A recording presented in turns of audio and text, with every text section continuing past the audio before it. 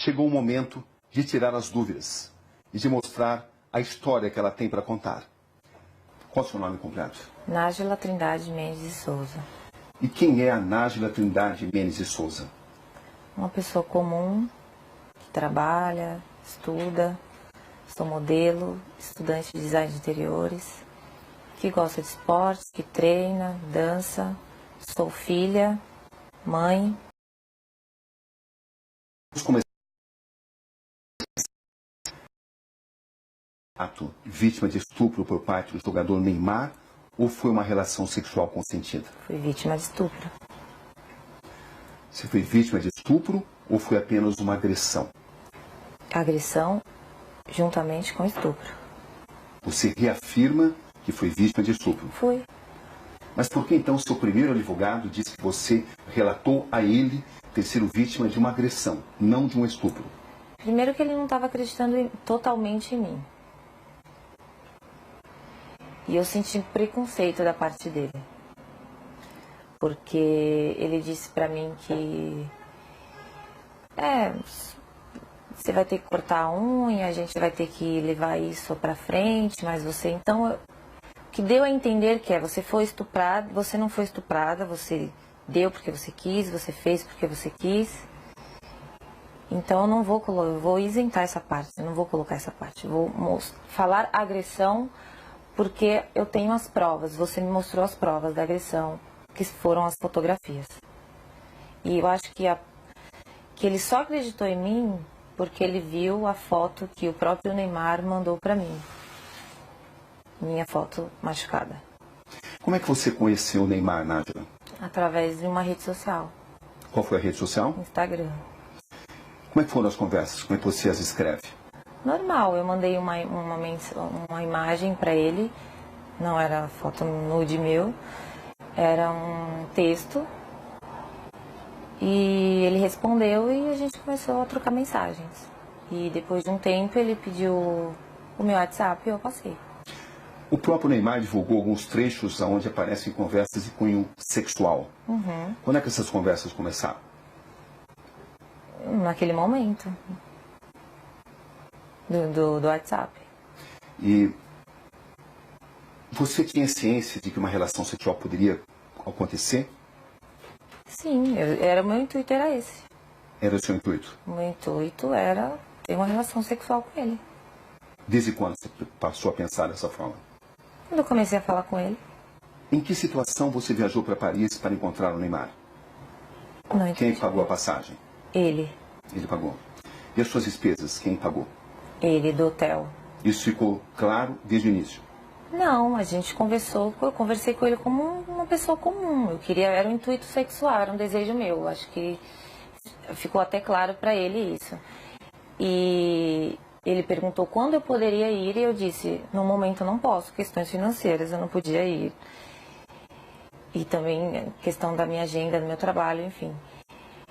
E daí ele me sugeriu, tá, mas eu posso resolver isso. E aí eu fui com a passagem. Você levou dinheiro seu também? Levei. Você viajou para Paris com que expectativa, Nájila? De ficar com ele, de encontrar com ele. Isso De incluía realizar uma um desejo meu. Isso incluía uma possível relação sexual? Obviamente. Você pensava nisso? Sim. Estava preparada para isso? Estava. Era algo já consentido, consensual entre vocês? Era. Quando você chega a Paris, o que acontece? Eu vou pro hotel, ele me manda mensagem falando que ia para uma festa e que ia passar lá antes para me dar um beijo, para me cumprimentar antes de ir nessa festa. E a partir disso, o que acontece? Eu tinha um desejo de ficar com o Neymar. E quando eu chego lá, tava tudo bem, tava tudo legal as mensagens. Uhul, eu ia conseguir, entendeu? Só que quando eu cheguei lá, ele estava agressivo, totalmente diferente daquele cara que eu conheci nas mensagens. Até aí, tudo bem. Como eu tinha muita vontade de ficar com ele, falei, ok, vou tentar manejar aqui. E a gente começou a trocar carícias, começou a ficar, a se beijar. E daí ele me despiu. Até então foi tudo consensual? Foi. Até aí tudo bem. Sim. Só que depois ele começou a me bater. E eu falei assim, nos primeiros, ok, tava tudo certo. Só que depois começou a me machucar muito. E eu falei, para. Você falou isso de forma clara? Falei, para, está doendo. E ele falou, desculpa, linda. Ok, continuamos. Deitados na cama, rolando e tal. Eu falei, você trouxe preservativo? Porque eu não tenho. E ele disse, não. Eu falei, então não vai acontecer nada além disso. Porque não podemos. Qual foi a resposta dele? Ele não respondeu nada. E a gente continuou. E ele me virou, cometeu o ato, e eu pedi para ele parar.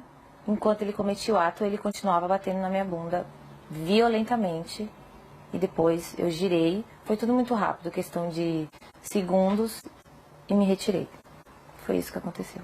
Você está totalmente convencida que conseguiu mostrar a ele que você não queria, não desejava mais a relação sexual? Eu falei, para.